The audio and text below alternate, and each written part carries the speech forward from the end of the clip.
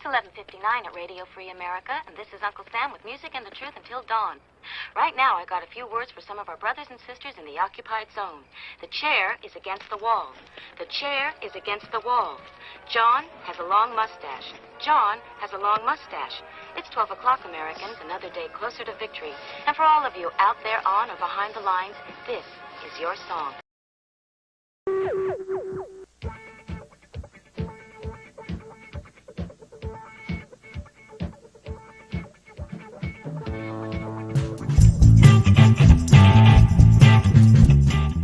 To Tuesday, we focus on a different state each week, taking a look at their firearms laws and history. We also feature a gun owners' rights group and take a look at their background, focus, and successes.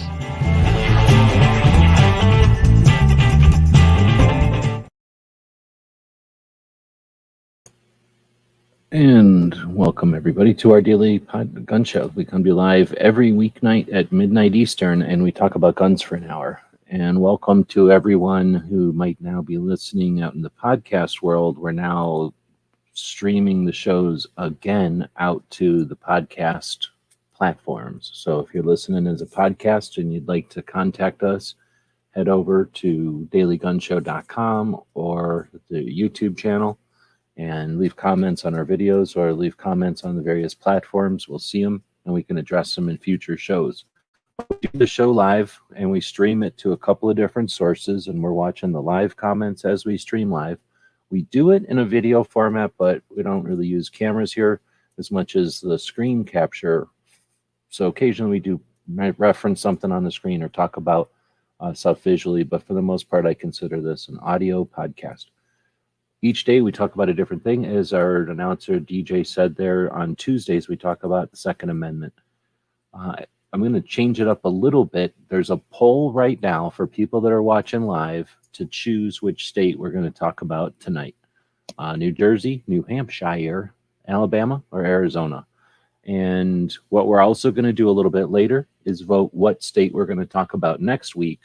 And I think that's how we're going to change it up. Up until now, this season on Tuesday, we feature a state, and we've waited till tonight, to pick the state and let the people that are watching live pick the state. If Woods is out there, could you tell everybody else to come over here that we're live, or else they're a bunch of jerks? Because that's doesn't let me get anything prepared ahead of time. I'm going to change it up so that we'll pick next week's state this week. So you'll still be picking the state. It's just that you'll be picking it for next week, and that gives me a chance to prepare some stuff for next week, the week ahead. With that in mind, we are going to be picking it today. You're going to be picking it today. New Jersey, New Hampshire, Alabama, and Arizona. So one of those states. And I guess I'm going to just flip accounts so that I don't have to vote, because right now I'm logged in with the different account, and that means it's not letting me see the results until I switch my account over. And once the internet catches up, I will be able to see the results instead of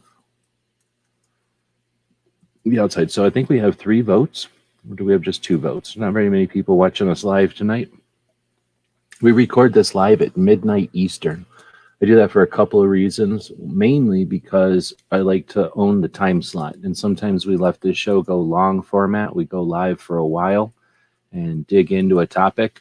This way I can do that without stepping on the toes or quirking anybody else's shows or projects. And I also value the people that reset the world every night, people that are out there driving and working shifts and doing all the reset that everybody else takes for granted. So doing a show live is something I've appreciated in the night shifts, when like Art Bell and other people would do stuff live.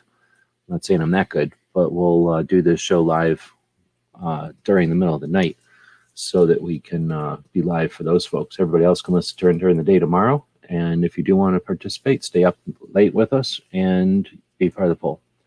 So what are we talking about? South Dakota next week? So that's the thing. Everybody will be voting. All right. So digging in tonight, we got a lot of stuff we could be talking about with 2A. Since I'm here by myself, Wesley's out there and Woods. but I'm not getting too much other feedback. Let's take a look at the calendar. Today is the 31st, and it's a Tuesday.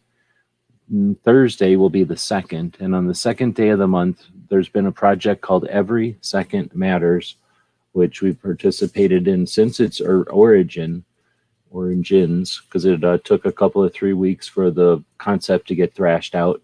But in late 2013, a bunch of people who were enthusiastic and kind of psyched about the way that the Obama's what would you call it, the threat of Obama's 23 executive actions and the results of that were nowhere near as bad as he suggested they might be when he was exploiting the situation and the emotions of so many people, attempting to create laws, in the aftermath of an atrocity in 2012.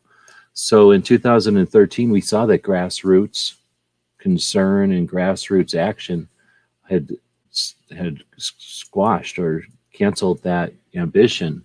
So we attempted to do something to keep a focus on that awareness,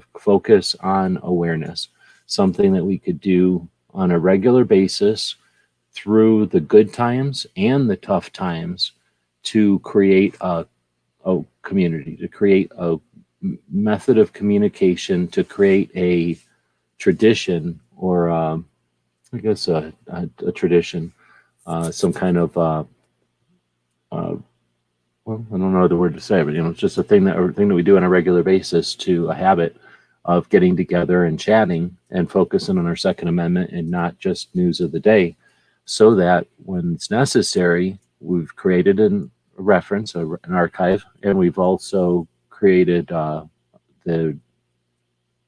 we've exercised the skill of working together and communicating. And those things are more valuable sometimes, and they're taken for granted other times, and not valued. But depending on how you perceive things, we're in a place now where we could definitely use all hands on deck, and everybody's skills are going to be challenged here, not just individually, but as a group, working together and being aware of things.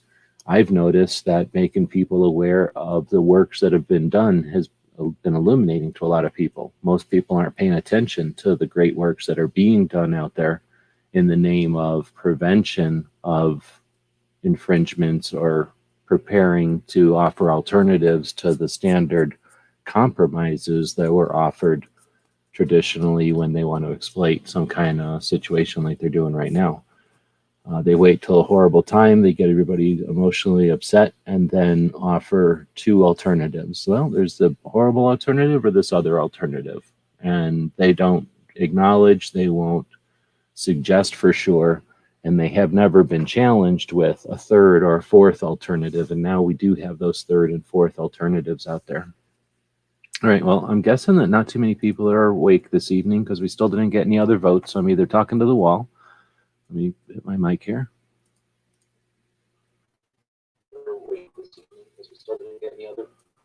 I'm just sitting here talking to the wall. So got New Jersey and New Hampshire. So I guess I'll pick New Hampshire for this week, and we'll pick New Jersey for next week. What I'm going to do, you're not going to see this, but I'm going to open up a book I printed out in 2020, and people watching this in the future. But watching this in the future, we're going to be taking a look at a book called The 50 States of 2A, which is a small book that we came up with in 2020 to print out the Minuteman University website project. And what do we say? New Hampshire. And I printed out a copy of this book a while back. We print these here in Tucson. And when I printed it, I did something and it got all flipped over. So the pages are completely screwed up, and it's kind of a puzzle put together backwards type of situation. So I can't sell it, but I'm using it to do this series where each week on Tuesday we focus on a state and we talk about the different Second Amendment aspects of the state and some gun history and firearms community and industry type of history. So with that being said, we're going to dig into New Hampshire, and I don't have a full page for New Hampshire. Most of these states, it's like one state per page, and there's typically enough stuff going on in the state to have filled up an entire page of this small book. This isn't a big book, but I just didn't find much stuff to talk about in New Hampshire. So we'll talk about what we do have, and then we'll talk about what's on the other half of this page here in the book. So New Hampshire, in this copy, the 2020 copy of the 50 States of 2A, we'd start with the state of New Hampshire was the 9th state adopted into the Union, June 21st of 1788. Definitely been around for a while. We've got their state shape there as well as their flag, and I guess their motto or slogan, probably motto, live free or die. I put that I didn't put a motto for every state because I don't know if every state has one, but they have one of the coolest ones, live free or die. I think it might even say that on their flag. I don't remember. Or on their license plate or something. But that was adopted in 1945, according to my research. So going in and looking at the first thing on each page would be the state. Each state has some sort of a constitution, some sort of a declaration of the state's whatever right, the rights of the citizens or something like that. And all but 9 states have some version of a Second Amendment in their state level constitution. And New Hampshire is one of the states that has that. So Part 1, Article 2A, which is pretty cool. Part 1, Article 2-A of the New Hampshire Constitution is all persons have the right to keep and bear arms in defense of themselves, their family, their property, and the state. I think that's a pretty decent Second Amendment. I've read a bunch of them. And that one's pretty short and sweet, and it's right to the point. Doesn't have any buts or and ifs.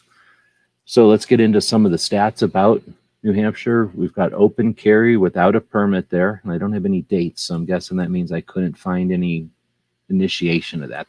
I've always had open carry available there, which is pretty awesome for a New England state, really. Concealed carry has been May issue, and I don't have the date there, so I don't know when it happened, but if you know, let me know, and I definitely update the project here. I do have the numbers from 2017, and there were 89,000 permits. I just noticed I got a spider web. Are you seeing that in the video? Oh, I have a spider web here in my microphone. Lots of spiders this year. Next is constitutional carry. They were the 11th state to get constitutional carry in February 22nd of 2017. So congratulations, New Hampshire, on that. Suppressors for hunting, June of 2016. They removed the prohibition on using suppressors for hunting. They were the 40th state in 2016 to do that. Their state firearm, they don't have a state firearm. So that's a pretty decent run, though. We talk about those characteristics of each state each week, and a lot of the states don't have something on the board for each of those. New Hampshire does, and that's pretty decent. Now, I don't have anything in here for 2A sanctuaries. That is something we would normally talk about. I don't have it in this format, like an empty slot, so that is something to keep in mind. I don't think, maybe if I'm wrong, but I don't think there's any 2A sanctuary counties or cities in New Hampshire. So let's take a look at what we do have left on the information here. Would be Hold the Line was a 2A rally in 2020 when I put this together. That had yet to be, or that had happened, but we wanted to commemorate the 2A rallies. There was a lot of them scheduled in 2020.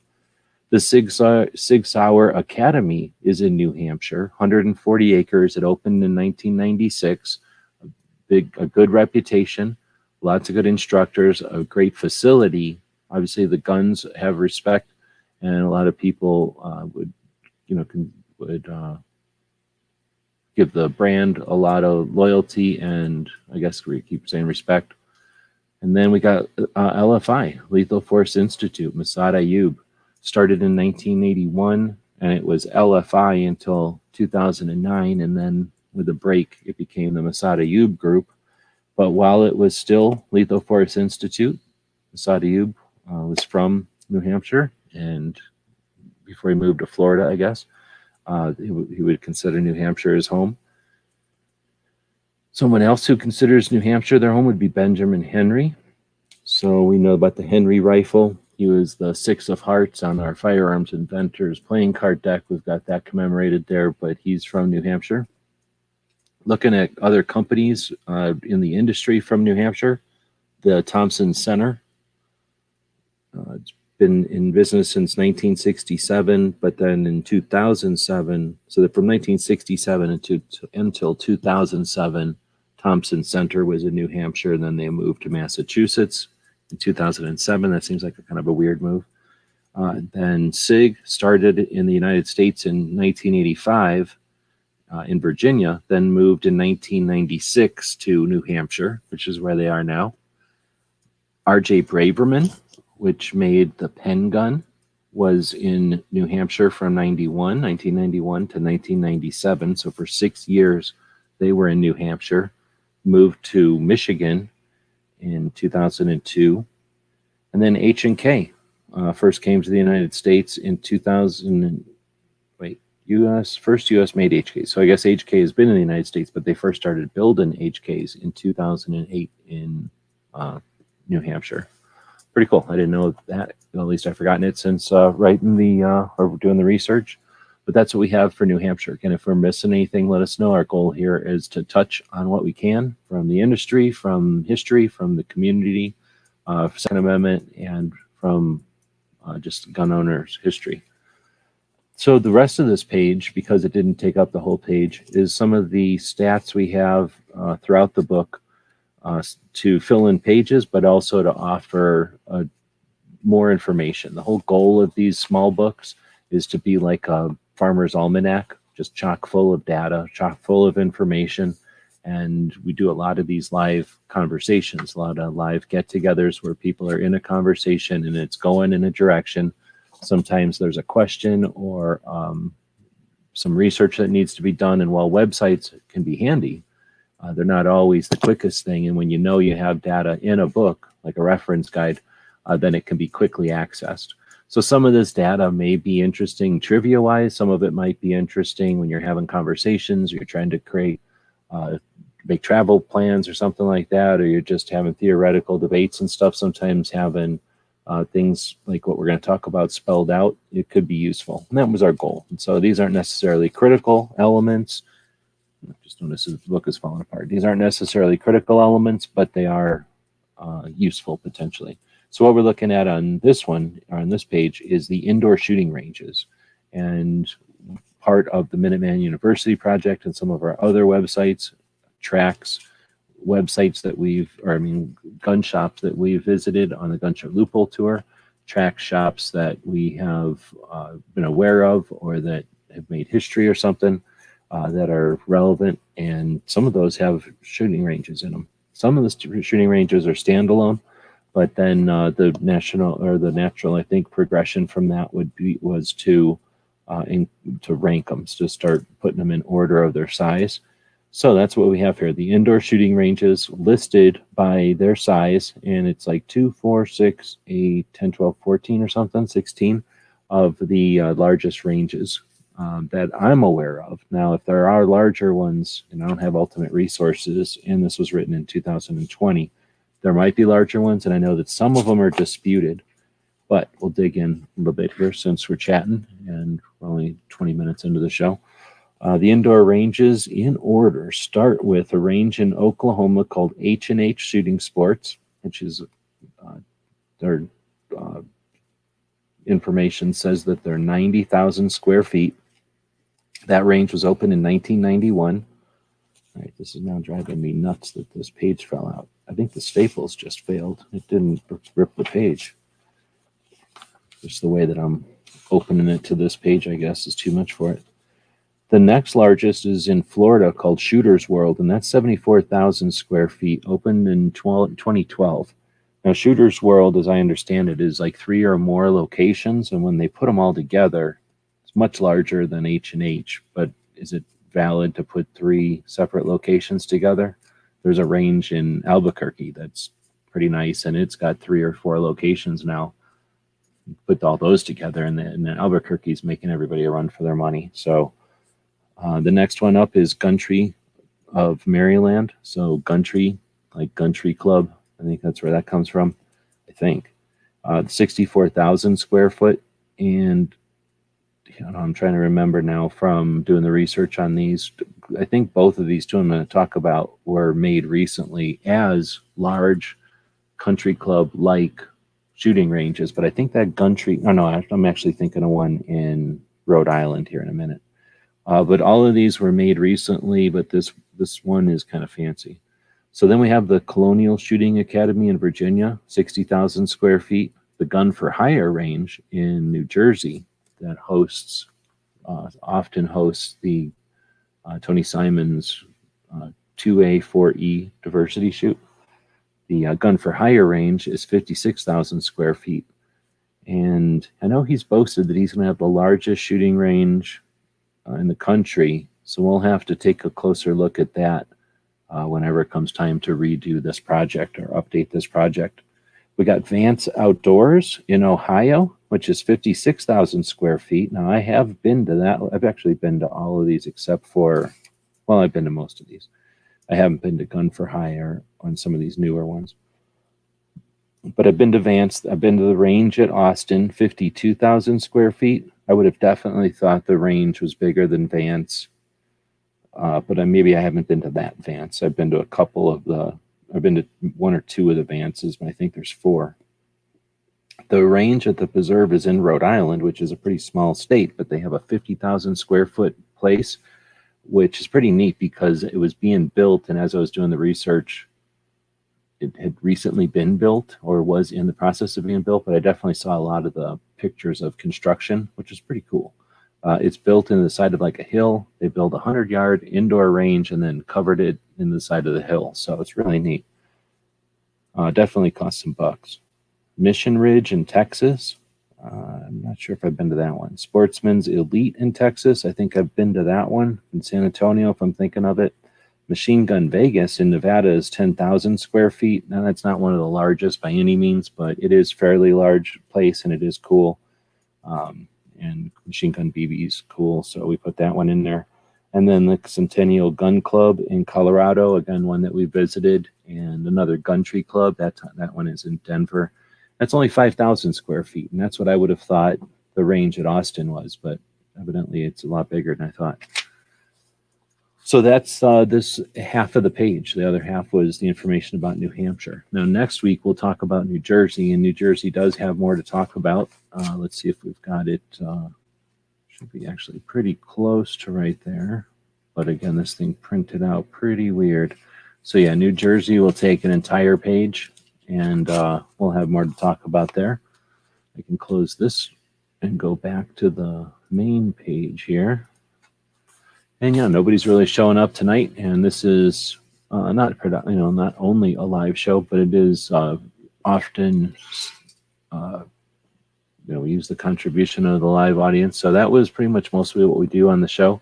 We'll also feature a 2A organization. So I'm going to jump over to the Minuteman University, and we'll just jump down into resources and head over to Gun Owners' Rights groups, and we got a list of them here. And since we're talking about New Jersey, we'll just take a look. We've got the New Jersey Association of Rifle and Pistol Clubs. That was started in 1934.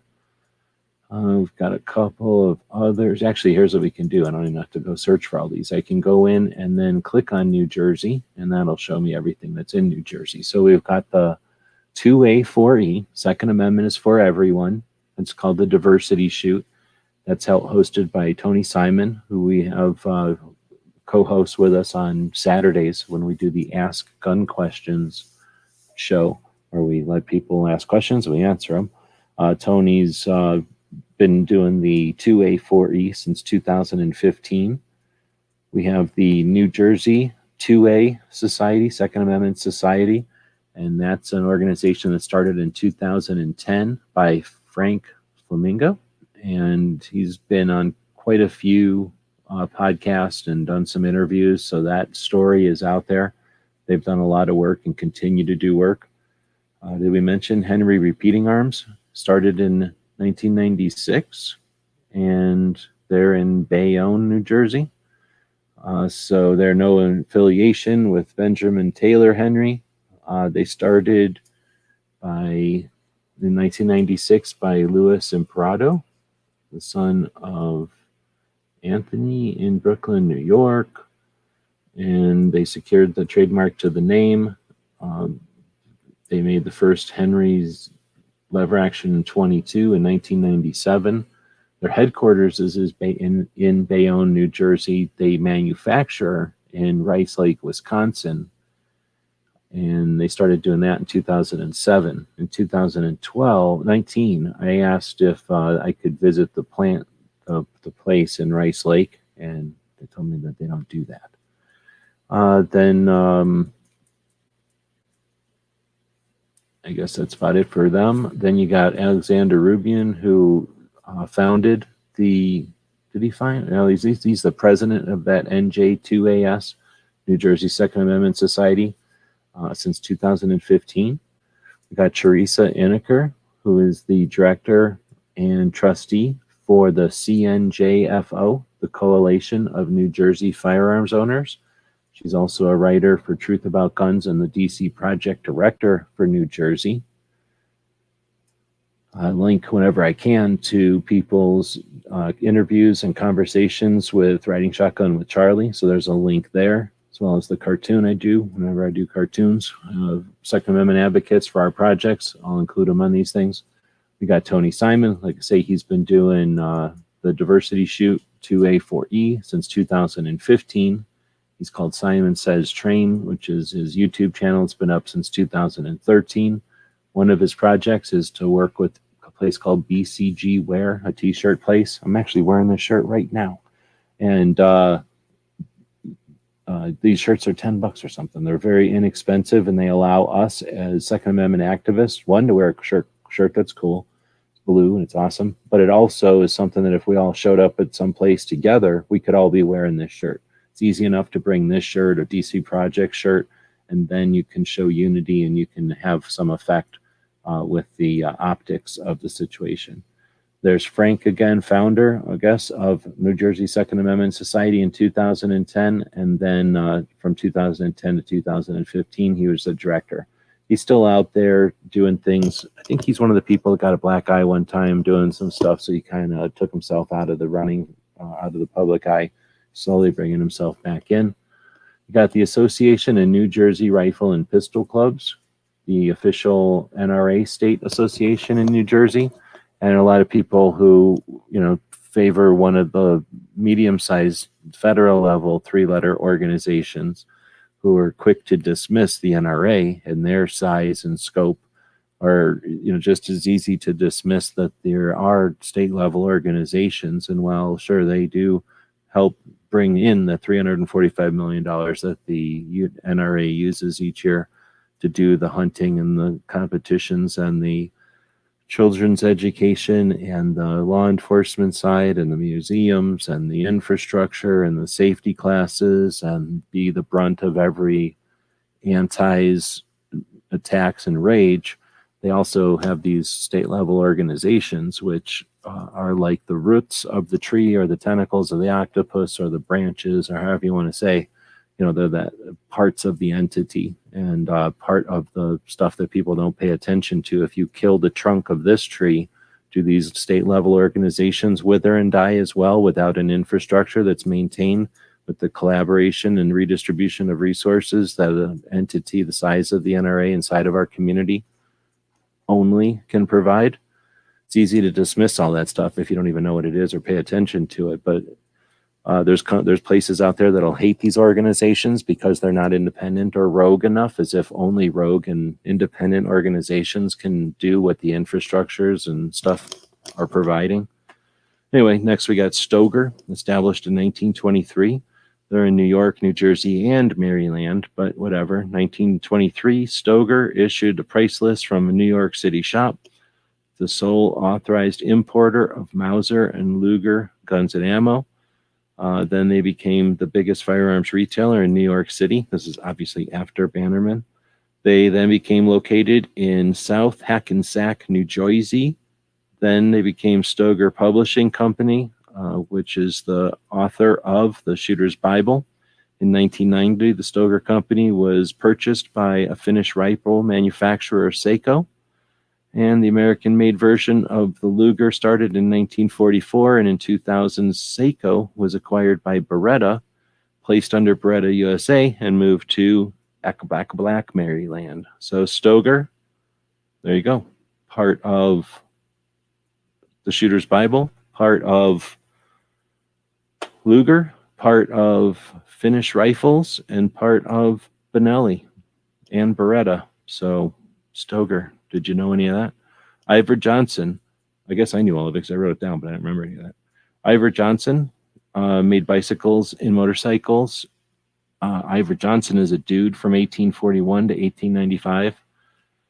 He was educated as a gunsmith in Norway. He had a gun store in Norway. Then he immigrated to Worcestershire, Massachusetts, made a pepper box pistol for some guys. Then he created the Johnson and Buy Company. Then that was bought out and they changed their name to Ivor Johnson. The name changed to Ivor Johnson Arms and Cycles, moved to Massachusetts, where he worked for, Mossberg worked for him during that time. Ivor Johnson died of tuberculosis. His kids took over. Louis Imperato purchased the name and moved it to New Jersey. And then investors bought Ivor Johnson and moved it to Arkansas. And then it was owned by American Arms Corporation, AMAC. And then it was reopened in name only in Rockledge, Florida, under another manufacturer and importer. And now they're making 1911s. And now they just made a 4-barrel Derringer at the last SHOT Show. So Ivor Johnson, you're welcome. Crazy history there. I guess that's all I got in New Jersey. So I don't have anything else right now. But that's the kind of stuff we have over on Minuteman University. It's a lot of stuff. It goes in different directions because that's our community. That's our industry. And that's what we're trying to express over there. So we'll do that each week on this show on Tuesdays. I wanted to pick some organizations, so I was able to go through and just pick like all the organizations and activists that I had in New Jersey listed so far. Again, if you know of any organizations I'm missing, let me know. We'd be more than happy to include them if they're valid and they're not wasting our resources. And if you'd like to be part of the show, join us at midnight. I see Gunmetal Guy joined us to say hey. And no, we're not going to be talking about South Dakota next week. Next week, we'll be talking about New Jersey. Oh, I guess we just talked about New Jersey right now. Dang it. I should have been talking about New Hampshire. So let me go see if there is anything in New Hampshire. I don't have anything in New Hampshire even in here. I can already tell. Let's see. State pro rights organizations. Let's do that. And if I go into this list and look at New Hampshire, you've got the Gun Owners of New Hampshire, you got New Hampshire's Firearms Coalition and New Hampshire Sportsmen's Caucus and Pro Gun New Hampshire. So now I'm going to go down my list over here, and I guess we're going to end up talking about all that stuff from New Jersey next week. So spoiler alert, we're going to talk about all that stuff again. New Hampshire, all I got is the New Hampshire Sportsmen's Caucus, and I do not have a link, so I'm guessing that's either going to go to Facebook only, which I usually don't link to, or it's going to go to nowhere. So New Hampshire's Congressional Sportsmen's Foundation goes to the congressionalsportsman.org. And unless I'm wrong, that's a different thing. No, it says New Hampshire's 141,000 sportsmen contribute over $255 million. Wow. Are they each donating $500,000? Does that even work? That doesn't even work. Let me go look. How can that work? So 255 divided by 141 equals, it's like $2,000 each. It costs you $2,000 to be a sportsman in New Hampshire. Just FYI, don't go to New Hampshire if you ain't got $2,000 to be a sportsman. I guess there's a bunch of $4,000 sportsmen that let the poor sportsmen do their thing. I don't know. And support 4,000 jobs. That's not very many jobs, but whatever. Considering $255 million. working with the CSF, Congressional Sportsman Foundation, in a coordinated effort to protect and promote the sportsmen's traditions of New Hampshire, are members of the Congressional Sportsman Caucus, Governor something, Chris Sununu, and the New Hampshire Legislative Sportsmen's Caucus. All right, well, I guess I need to add this to the list. Network of pro-gun, pro-sportsman governors who work to advance the sportsman's agenda. I don't care about sportsman, guy. Guess what, dude? I don't care about sportsmen's hardly too much at all. That's interesting. So the Congressional Sportsmen's Foundation, do you think this is one guy? Or I'm going to the About Us page. Since 1989, has maintained a singlest, are you kidding me? Since 1989, or excuse me, since 1989, the Congressional Sportsmen's Foundation has maintained a singleness of purpose. Oh, I guess that is a word. That has guided the organization to become the most respected and trusted sportsmen's organization in the political arena. Well, first off, dude, bro, I don't care about sportsmen. And that's sexist. Could be sports people.